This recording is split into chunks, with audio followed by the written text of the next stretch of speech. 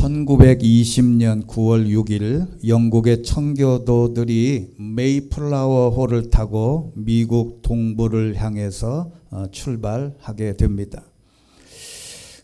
종교개혁이 1517년 독일에서 시작을 해서 또 스위스, 네덜란드를 거쳐서 100년 만에 이제 영국에도 개신교의 청교도들이 생깁니다.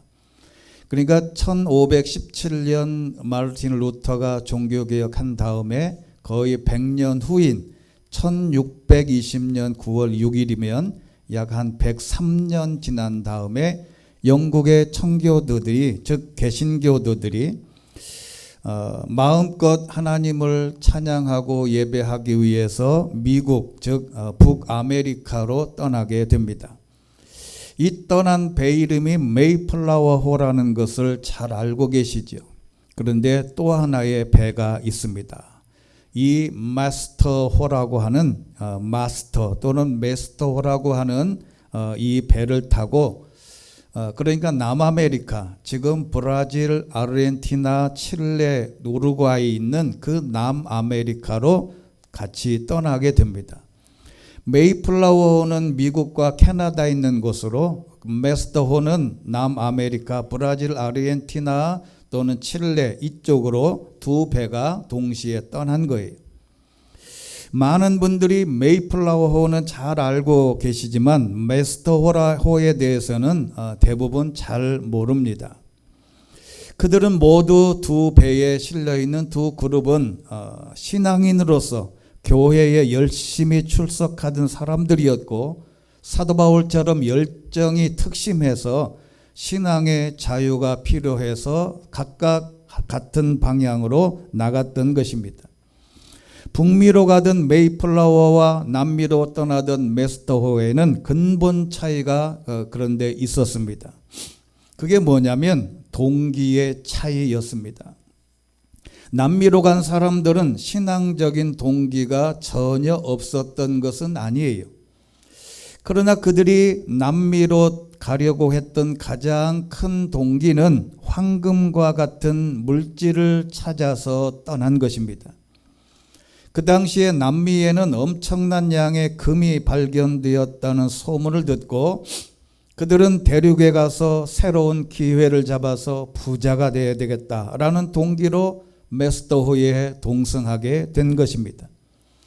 반면에 미국, 캐나다에 있는 북미로 떠난 메이플라워호에 탄 사람들은 금과 같은 물질 때문이 아니라 하나님을 마음껏 섬기기 위해서 떠난 것이에요.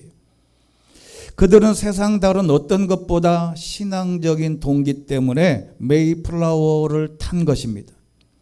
그들은 영국 국교도들의 핍박으로 인해서 마음대로 신앙생활을 하지 못하자 마음껏 찬양을 부르고 마음껏 기도하고 마음껏 예수 그리스도를 전할 수 있는 진정한 신앙의 자유를 찾아서 메이플라워를 탄 것입니다. 똑같이 신앙생활하던 두 그룹이 각기 다른 동기로 각기 다른 지역을 향해서 떠났습니다. 이들의 결과는 우리가 잘 알고 있습니다. 메이플라워를 타고 신앙을 찾아 북미로 찾아온 그들과 그 후예들이 어떻게 됐는지는 우리가 잘 압니다.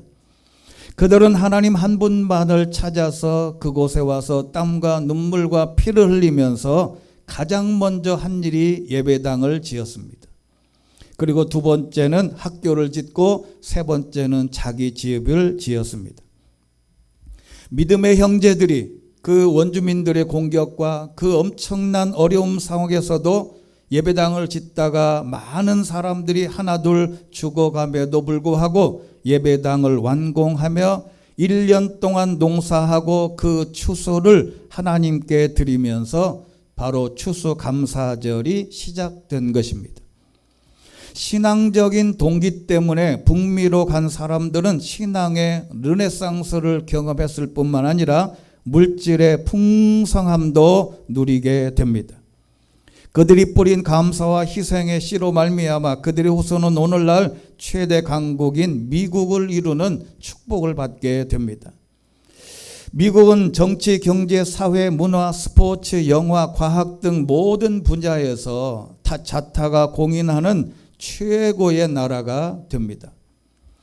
그러면 메스터호를 타고 황금을 쫓아 남미로 간 사람들은 어떻게 됐는지, 물질적인 동기 때문에 남미로 간 사람들은 신앙도 잊어버리고 그들이 그렇게도 원했던 돈도 벌지 못했습니다.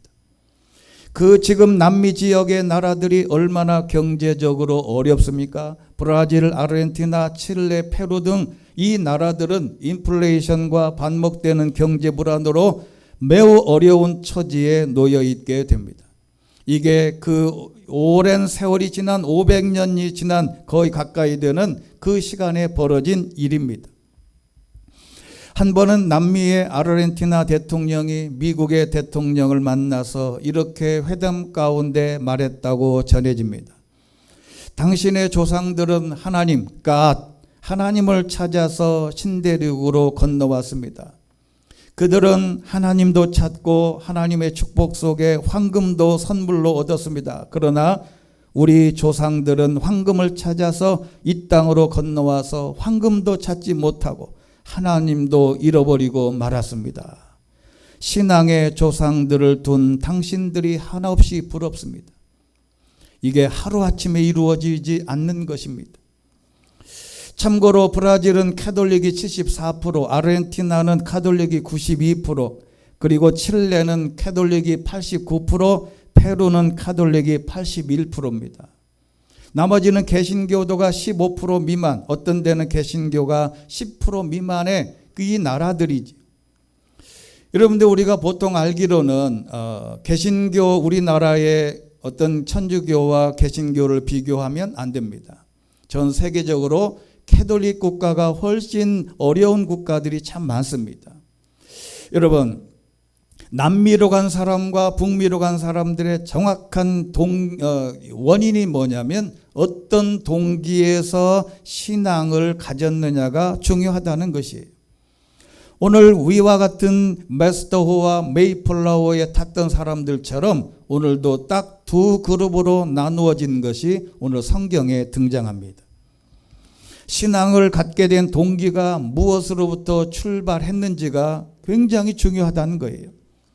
내가 믿는 예수, 하나님, 신앙의 동기가 너무너무 중요합니다. 그 동기가 채워지면 어쩌면 하나님을 곁을 떠나는 속성이 있습니다.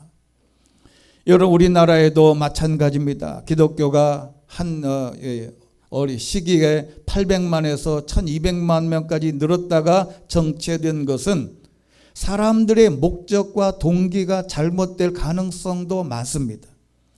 그 신앙의 동기에 대해서 오늘 말씀을 묵상해 보겠는데, 오늘 본문을 펴놓으시고 누가복음 17장 11절부터 보면, 오늘은 예수님께서 전도 여행 중에 있었던 하나의 큰 사건을 만나게 됩니다. 오늘 11절에 있는 말씀 보면 예수님께서 예루살렘으로 가시는 길에 사마리아와 갈릴리 사이로 지나가시게 됐다. 여러분, 과거나 현재나 예수님을 만나는 사람들은 문제를 안고 있는 사람들입니다. 예수님 주변에는 항상 문제 있는 사람들이 많았어요. 복음은 그래서 문제 있는 사람들에게 열려있는 신비한 비밀이 있습니다. 예수님이 그래서 이렇게 말씀하셨습니다. 이사야서 61장 1절을 인용한 구절인데, 주보에 있는 성경 구절 뒤편에 보면 누가복음 4장 18절 말씀입니다. 우리가 마스크를 다 쓰셨지만 한번 이 본문을 읽어봐야 됩니다. 예수님이 초기에 복음을 전파할 때 예수님이 이사야서 61장 1절을 어떻게 아셨는지 그대로 인용한 것입니다. 시작. 주의 영이 내게 내리셨다. 이는 하나님께서 내게 기름을 부으셔서 가난한 사람들에게 복음을 전파하도록 하기 위해서다. 하나님께서는 포로된 사람들에게 자유를 못 보는 사람들에게 다시 볼 수 있음을, 억눌린 사람들에게 해방을 선포하기 위해 나를 보내셨다. 할렐루야. 예수님이 자신의 정체성을 이렇게 표현한 거예요. 하나님이 나를 보내실 때에는 부자에게 가서 또 어떤 큰 권력자에게 가서 또 어떤 큰 기업의 회장한테 가서 복음을 전하라 라고 하지 않았다는 거예요. 가난한 사람, 가난은 말 그대로 거지, 빈민이에요.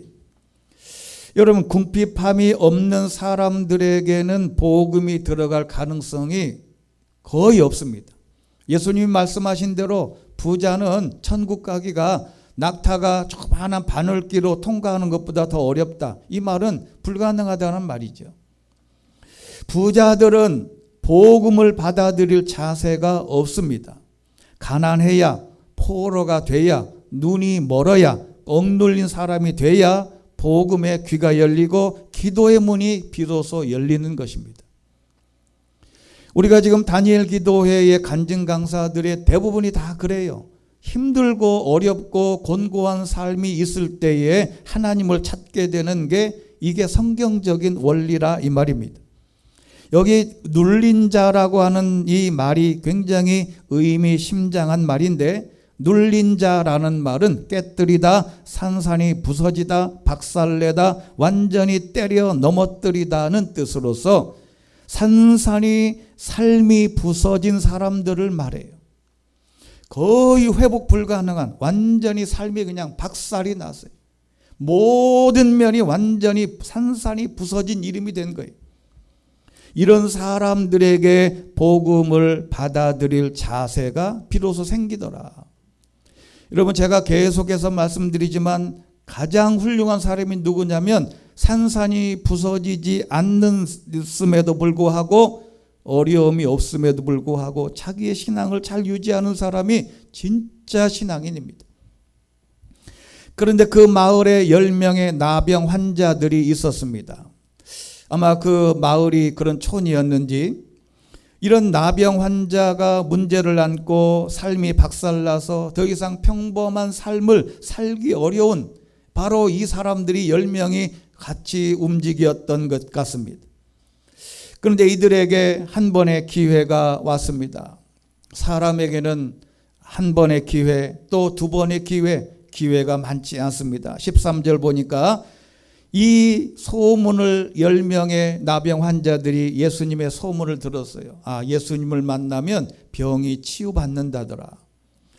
그래서 드디어 예수님이 지나간다는 소리를 듣고 이렇게 외칩니다. 예수 선생님, 저희를 불쌍히 여겨 주십시오. 이때 앞서 설명한 대로 이제부터 예수 믿게 된 동기가 시작됩니다. 이들이 예수님을 찾는 동기는 바로 나병이라고 하는 문제 때문이었어요. 그래서 부끄러움과 체면을 다 내려놓고 예수님을 부르는데, 문제는 예수님을 부를 때의 호칭부터 잘못됐습니다. 예수 선생님이여 라고 불렀는데 단지 예수님을 어떤 소문으로 들었든지 예수님을 만나면 단순히 병 고침이나 문제 해결을 받을 수 있다는 이야기에 국한되어 있었습니다. 그 이유를 보면 뒤에서 증명되는데 예수님을 어떤 대상으로 부르냐가 굉장히 중요해요. 자, 여러분, 여기 선생님이여 라고 할 때 보통 이스라엘에서 유대인에게서 가장 훌륭한 선생님은 랍비입니다. 그래서 어떤 사람이 라보니여, 랍비여 이렇게 불렀는데, 오늘 선생님은 그보다 한 단계 낮은 에피스타테스라고 하는 단어를 썼는데, 이것은 랍비여라고 부르는 차원이 아니라 그냥 일반적인 학교 선생님보다도 못한 그냥 어떤 임명된 자, 관리자 정도의 용어예요. 그러니까 예수님이 질병만 고친다는 것만 알았지 다른 것을 몰랐던 것 같아요. 그러니까 예수님을 부를 때 랍비어라고도 부르지 않았어요. 그냥 보통 사람들에게 선생님이라고 그냥 부르는 거예요. 보통 예수님은 구원자 또는 그리스도, 또 적어도 못하면 주여, 주인님, 마이 로드라고 불렀는데 여기에서는 그런 단어가 전혀 등장하지 않아요. 이 나병 환자는 예수님이 구세주인지 그리스도인지 그가 누구인지 상관없어요. 단 내 병만 나으면 되는 것이죠. 여러분, 신앙의 모든 사람들이 다 그래요. 내 문제만 해결되면 되지 죽어서 천국 가는 거 그 다음이고, 내가 예수님을 무엇으로 고백하는 거 그 이상 아무것도 아니야. 나는 그냥 내 문제만 해결하면 돼요. 이 시대의 사람들에게도 같은 것입니다. 가난한 사람은 부자가 되기 위해서 예수를 믿습니다. 질병에 지친 사람들은 질병의 자유함을 누리기 위해서 예수님을 믿어요. 관계가 깨진 사람들은 관계 회복이 문제입니다. 이것이 신앙적인 동기가 된다 이 말이죠. 나병 환자들은 저희를 불쌍히 여겨 주십시오라고 했는데 정말 불쌍히 여김을 받아야 되는 것인데, 중요한 것은 이것이 더 중요한 게 뭐냐면요, 자기가 불쌍히 여김을 받아야 된다는 사실조차 잊고 있는 사람들이 너무 많아요. 나는 불쌍히 여김을 받는 게 아니고 하나님이 필요 없어.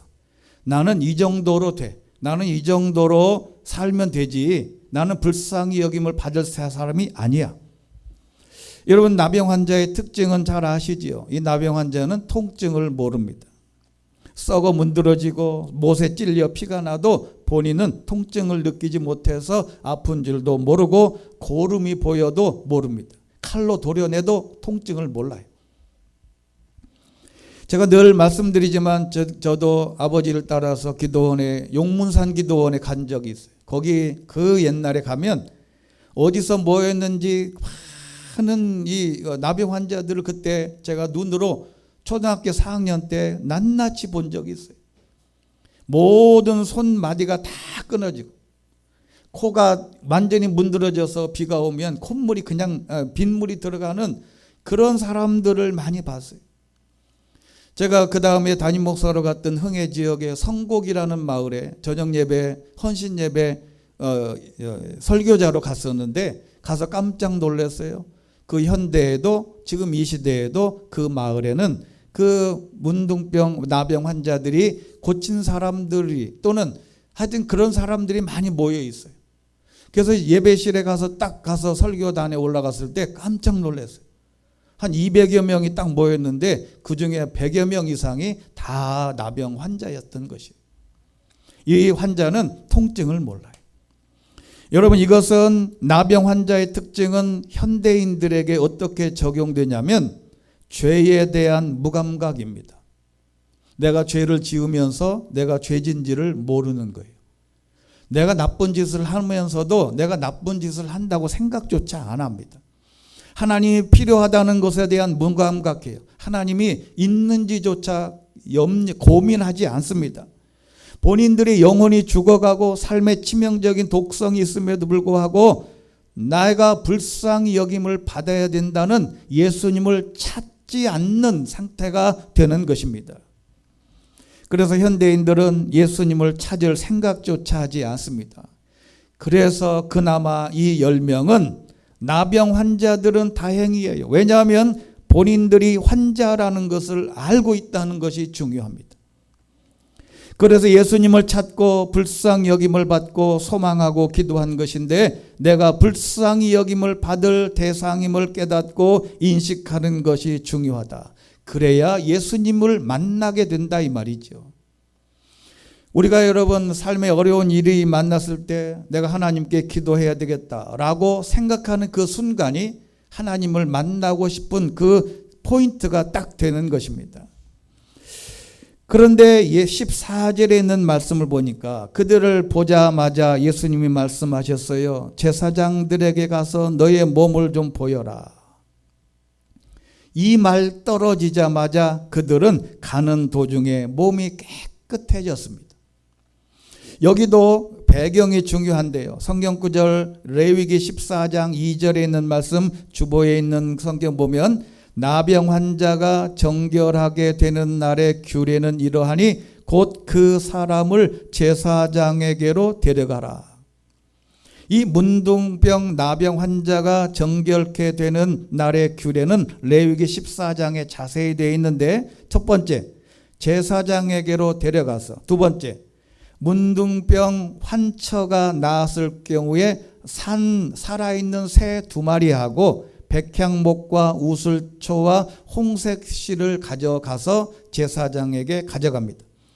그리고 새 한 마리는 질그릇 안에서 목을 따서 잡아요.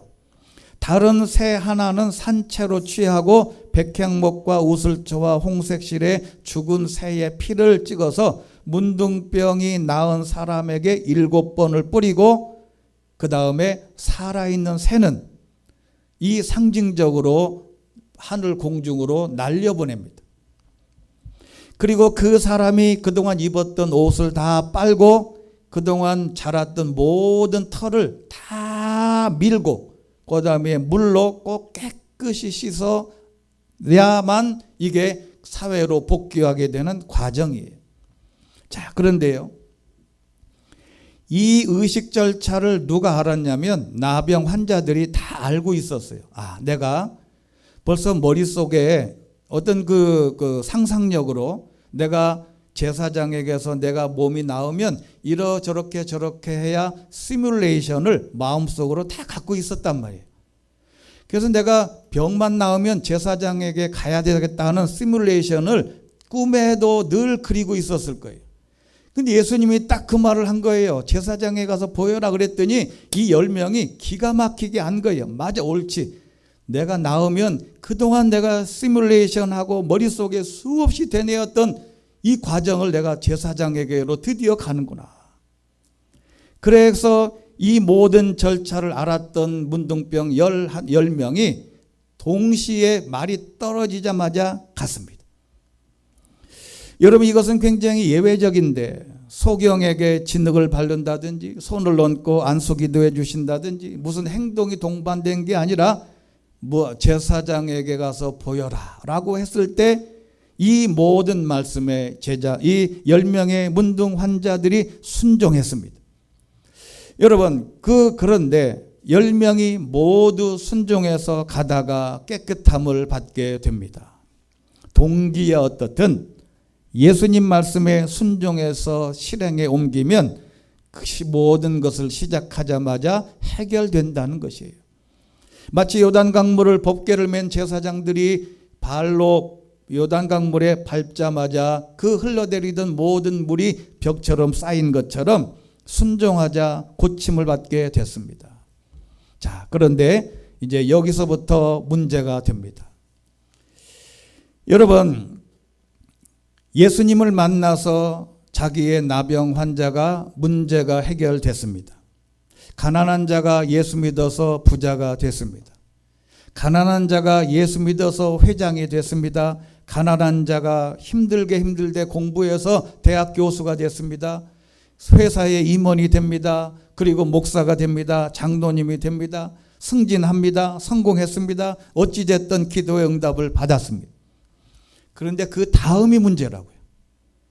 우리는 예수 믿고 하나님께서 우리에게 축복해 주신 그 다음이 문제라고요. 지난 설교에도 말씀드렸죠. 사무엘이 블레셋과의 전투에서 승리한 다음에 에베네셀이라고 하는 제단을 쌓았습니다. 모세는 아말렉과의 전쟁에서 승리한 다음에 여호와 니시라고 해서 제단을 쌓았습니다. 이게 바로 오늘날 마찬가지인데 승리한 후에 문제 해결을 받는 후속 조치가 아주 중요하다. 내가 이 문제 앞에 그렇게 몸부림치며 기도했던 모든 문제가 다 해결됐어요. 정말 더 이상 바랄 게 없어요. 거기서부터가 진짜 신앙이 나오는 것입니다. 자, 그런데 15절에 있는 말씀 보니까 그들 중 한 사람이 자기 병이 나은 것을 보고 큰 소리로 하나님께 영광을 돌리며 돌아왔습니다. 이게 후속 조치예요. 이 다음에 이 한 사람이 누리는 복과 은혜는 감당할 수 없는 축복이 기다리고 있는 것입니다. 이게 바로 후속 조치, 위대한 신앙인이 되는 길이에요. 이것이 사실 기적입니다.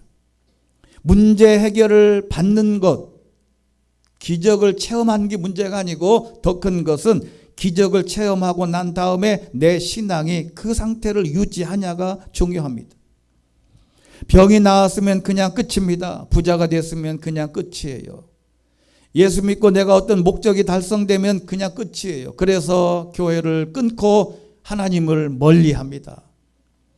아들 낳기를 소망하다가 아들 낳으면 그냥 거기서 끝입니다. 그런데 이 사람은 돌아왔다는 것인데 그런데 16절에 있는 말씀 보니까 그는 예수의 발 앞에 엎드려 감사했습니다. 그는 사마리아 사람이었습니다. 감사는 물론 우리가 아는 모든 감사예요. 그런데 예수님이 이 누가복음 기자가 그 다음 구절이 중요해요. 그는 사마리아 사람이었다. 여러분, 이게 역사적인 배경이 아주 중요한데요. 이스라엘 땅은 갈릴레아, 우리말로 말하면 경기도라고 쳐요. 그 다음에 중간에 사마리아가 있는데 여기가 충청도라고 생각을 해요. 그 다음에 남쪽에는 유다 지역인데 경상도와 전라도처럼 3등분해서 이게 나눠져 있는데, 그러면 이 경기도에서 경상도를 가려면 반드시 충청도를 통과해야 되잖아요. 그러니까 사마리아를 통과해야 되는데, 이때 당시에 통과하면 사흘이면 걸리지만 그때 당시에 유대인들은 사마리아 땅을 밟지 않고 돌아갔어요. 밑에서 올라갈 때도 돌아가고 위에서 내려갈 때도 돌아가요. 충청도 땅을 안 밟고 내려가는 거예요. 왜 그랬을까? 여러분, 이스라엘 3대 왕이 솔로몬이에요. 이 솔로몬이 그 아들 때에 가서 남왕국 북왕국이 갈라졌어요. 그런데 북왕국의 수도가 어디에 있냐면 사마리아였습니다. 이 사마리아는 아주 정략적으로 100m 정도 솟아오른 해발 430m에 있는 천혜의 요새고, 왕궁을 상하로 꾸밀 만큼 값싼 향유를 마음껏 쓸 정도로 경제적 번영을 누리고 있는 지역인데, 이 지역이 북왕국이 8세기에 아시리아에 점령당합니다. 이 아시리아가 점령한 다음에 이 북왕국 수도였던 사마리아에 살았던 사람들에게 그 반은 외국으로 빼돌리고, 그 다음에 이주민들을 다시 침투해서 뭘 했냐면 혼인을, 말하자면 혼혈아를 만든 거예요. 유대인들과 이방인들이 섞여가지고 그냥 모든 혼족을 만들어버린 거예요. 그래서 순수한 혈통을 지닌 유다인들은 남쪽 유다 왕국 후손들 뿐이었어요. 그래서 대대로 사마리아인들은 아시리아 임금의 보호를 받으며 나라를 유지한 것은 있는데, 이제 자기들의 유대인들의 이 모든 혈족이 완전히 짬뽕이 된 거예요. 그래서 혼자 유도했던 남왕국의 유대인들이 그들을 비난한 거예요. 자, 저들은 짬뽕이다. 저들은 혼혈족이다. 우리하고는 이제 저들이 이방인이다. 그래서 그 다음에 이제 남왕국 유다는 587년에 바빌로니아에게 망하지 않습니까? 그러다가 70년 만에 돌아와서 예루살렘 성을 건축할 때, 그때의 사마리아 사람들이 이렇게 얘기했어요. 야, 너희들이 예루살렘 성을 건축할 때 우리도 가서 돕겠다. 그랬더니 이 유대인들이 뭐라 그랬냐면, 너희들 같이 개 같은 인종들이 우리 하나님의 성전을 재건하는 데 필요하지 않다 거부했어요. 그래서 더 적개심의 고울이 깊어졌습니다. 이 관계가 예수님이 오실 때 500년이 지날 때까지 이게 관계가 유지된 거예요. 그런데 이 말은 사마리아 사람들은 인간 취급을 하지 않았습니다. 성경에 보면 개 취급을 했어요. 그리고 그들이 멸시하고 짐승과 개 취급을 받았던 사람이 나병이 들어서 예수님께 고침을 받고 돌아온 사람이 이 사람이다 라고 예수님이 말씀하신 거예요. 자, 여러분, 이 유대인이 아닌 사마리아 사람이 예수님께 와서 감사했다는 것은 그야말로 혁명적인 사건이에요. 도저히 있을 수가 없어요. 감사를 모르는 9명은 유대인인지는 몰라요. 그러나 돌아온 이 사람은 사마리아인보다, 어쩌면 이런 표현을 써서 좀 죄송하지만 개보다 못한 인간이라는 것을 암시하는 거예요. 여러분, 감사를 모르는 자녀는 사실 사람이 아니에요. 여러분, 그렇지 않습니까? 자녀가 부모의 감사를 모르는 자녀는 어떻게 보면 까마귀나 짐승보다 못하지 않습니까? 여러분, 이 말이 얼마나 무서운 말인지 몰라요. 감사를 잊어버린 신앙인은 신앙인이 아니라는 거예요. 신앙의 기초는 그래서 감사요. 감사하는 사람이 진짜 신앙인이 되는 것입니다. 힘겹게 공부해서 치과의사가 된 한 남자가 있습니다. 그래서 보니 이제 힘겹게 공부해서 이제 마음의 여유도 찾을 겸 재미삼아 봉사활동을 갔는데 어디로 갔냐면 소록도로 갔어요. 근데 이 사람이 어떤 감동을 받았는지 첫 번째 간 봉사에서 마음속에 내가 이분들을 위해서 평생 살아야 되겠다 이렇게 생각을 했대요. 근데 사람들이 생각을 했다가 돌아오면 끝인데 그냥 거기서 눌러 앉아버린 거예요. 힘들게 의사가 돼서 왜 소록도까지 가냐, 가족으로부터 친구들까지 만류했지만 남자는 소록도로 떠내려가서 20년 가까이 한센병, 나병 환자들을 도우며 지금 살아가고 있습니다.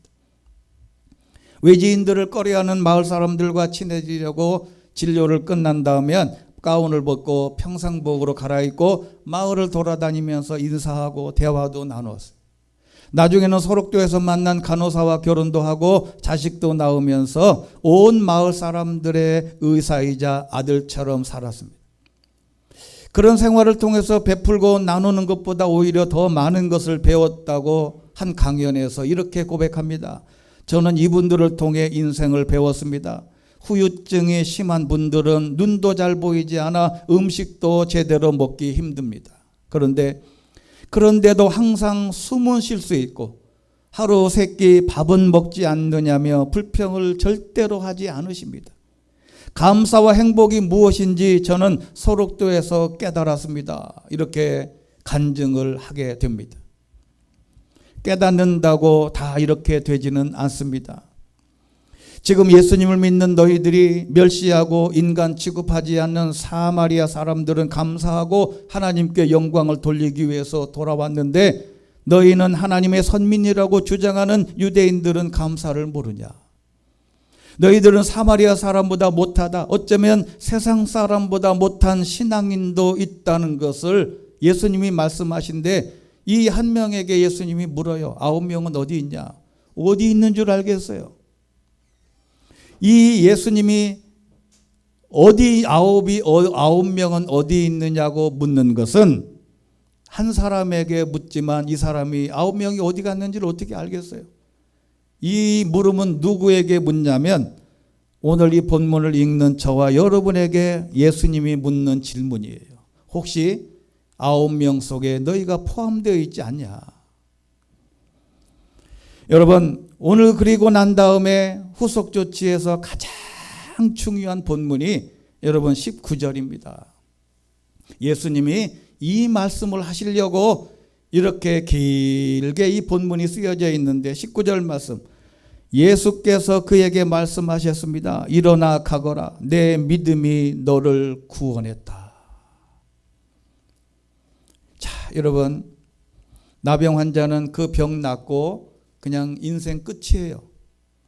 근데 이 사람은 구원이라고 하는 이 단어는 소조라고 하는 이 헬라어는요, 어떤 뜻이 있냐면 우리의 영혼을 구원하는 것도 포함해서 완전하게 만들다라는 뜻이에요. 완전해지다. 자, 여러분, 완전하게 만들다는 것은 전인적인 구원이에요. 육체적인 만족과 영혼의 구원을 말하는 것입니다. 완전한 구원은 육체적인 것과 영적인 것이 함께 이루어져야 되는데 9명은 그냥 눈에 보이는 나병만 나았다고 자기 갈 길로 갔어요. 그러나 돌아온 이 사람은 영혼까지 구원받게 되는 감격을 누리게 된 것입니다. 오늘 사마리아인, 이름도 없는, 인간 취급받지 못해서 개처럼 취급받던 이 한 사람의 행동을 통해서 믿음의 길이 무엇인지 알려주시는 하나님의 음성인 줄로 믿습니다. 여러분, 문제 해결 후에 후속 조치를 통해서 감사와 예배로 이어질 때 축복은 계속 이어지는 거예요. 이 비밀을 꼭 알아야 진짜 구원의 완성이 되는 것입니다. 여러분, 호주의 75살 그리고 36살 부부가 있대요. 이 부부가 28번째 끝에 드디어 쌍둥이를 잉태하는 감격을 누렸다. 이제 신문에 났어요. 영국 데일리 메일에 따르면 호주의 부동산 업계의 재벌이 아주 돈 많은 사람인데 이 부인과의 애가 없는 거예요. 그래가지고 체외 수정을 통해서 임신했는데 아들과 딸 이란성 쌍둥이가 성장이 좋아서 내년 1월에 출산할 수 있단 말이에요. 39살의 차이를 극복하고 이들 부부는 그동안 23번의 체외 수정 실패와 5번의 유산 경험을 통해서 임신도 안심하지 못하고 계속 노심초사했는데 27개의 배아와 168개의 난자를 채취 수백 번의 주사 3번의 복강경 과정을 경험하고 드디어 쌍둥이를 임신하게 됐는데 비용만 해도 1억이 넘었대요. 근데 여러분, 저와 여러분의 자녀들이 그렇게 해서 태어난 사람 손들어 보실래요? 없어요. 여러분, 우리는 생각을 안 해서 그렇지 생각을 해보면 할수록 신기하고 비밀스러운 하나님의 놀라운 축복과 은혜가 있습니다. 여러분, 우리는 돈 한 푼 안 들이고도 아이들이 태어나고 건강하게 이 땅에 살아가는 것을 보면 그것 하나만으로도 감사한 것이 아니겠냐. 한 선교사님이 이집트와 이스라엘을 거치는 선교 여행을 가셨습니다. 먼저 이스라엘의 이집트에 도착해서 여러 도시를 돌아다녔는데 새로 지은 건물들도 외벽이 지저분하고 다 깨끗하지 않아요. 실내 내부도 그리 청결하지 않습니다. 아마 그래서 사막이다 보니 물이 귀해서 비가 오지 않아서 그런가 보다 그랬습니다. 그런데 바로 같은 지역인 이스라엘로 넘어가서 보니 이집트의 집과는 내부는 비슷했지만 건물들이 너무 깨끗한 거예요. 인접한 나라와 강수량도 비슷하고 같은 사막인데 왜 건물이 이처럼 차이가 날까? 이 선교사님이 처음 가서 알아보지를 못했대요. 그래서 이스라엘에서 만난 가이드한테 물어봤습니다. 그랬더니 이렇게 얘기를 하더래요. 그건 이슬 때문입니다. 이집트와는 달리 이스라엘에서는 밤에 이슬이 내립니다. 그래서 아침에 자연적으로 건물들이 물 청소한 것처럼 깨끗하게 되지요. 여러분, 성경에 유독 이슬이라는 단어가 등장합니다. 자, 이 이슬이라는 게 엄청 중요한, 폭포와 같이 소낙비가 아니라 이슬은 밤에 아무도 모를 때 정말 자신도 모르는 사이에 이 이슬이 내려서 적시게 되는 거죠. 여러분, 은혜는 보이지 않지만 이슬같이 은혜와 축복이 우리에게 있습니다. 이슬 같은 작은 것에 감사하면 소낙비 같은 축복이 함께할 것입니다. 여러분, 감사는 큰 것에서 하는 것이 아니라 작은 것에서 출발하는 거예요. 창세기 27장 28절 이렇게 말씀합니다. 세 번째 성경 구절, 하나님께서 하늘의 이슬과 땅의 풍요로움 곧 곡식과 새 포도주의 풍성함을 내게 주실 것이다. 할렐루야. 이슬 같은 하나님의 축복이에요. 그냥 막 때려 붓는 게 아니라 나도 모르는 사이에 우리의 삶의 곳곳에 내가 손이 미치지 않는 그곳에도 나도 모르는 사이에 하나님의 이슬 같은 은혜. 그런데 에스겔서 34장 26절 이렇게 말합니다. 내가 그들에게 복을 내리고 내 산 사방에 복을 내리며 때를 따라 소낙비를 내리되 복된 소낙비를 내리리라. 할렐루야. 이슬이 소낙비 되는 축복이 여러분에게 함께할 수 있게 되기를 주의 이름으로 축원합니다. 여러분, 이슬이 육체적 질병의 치유라면 소낙비는 영혼이 구원받는 것까지 완성하는 것입니다. 드디어 구원이 완성되는 것이에요. 2020년 우리가 이 코로나 질병 때문에 여러 가지 힘들고 어려운 일이 많지만 그럼에도 불구하고 이슬 같은 은혜와 축복에 감사하면 소낙비 같은 놀라운 역사를 경험하게 될 것입니다. 저와 여러분에게, 여러분의 가정과 여러분의 자녀들과 모든 직장과 사업에 하나님이 준비하신 이슬 같은 축복을 감사하고 소낙비 같은 축복으로 이어질 수 있게 되기를 주의 이름으로 축원합니다. 전능하시고 자비로우신 하나님 아버지, 우리는 이슬 같은 하나님의 은혜와 축복이 많은데 우리는 그 이슬을 잊어버릴 때가 있습니다. 그러나 하나님은 우리에게 이슬 같은 축복을 통하여 나아가서 소낙비 같은 축복으로 약속하셨사오니 이슬에 감사하고 소낙비에도 감사하고 우리 삶의 하나님과의 관계에서 하나님이 주신 분복을 누리며 하나님께 영광 돌리는 저희들 되게 하여 주시옵소서. 예수 그리스도의 이름으로 기도하옵나이다. 아멘.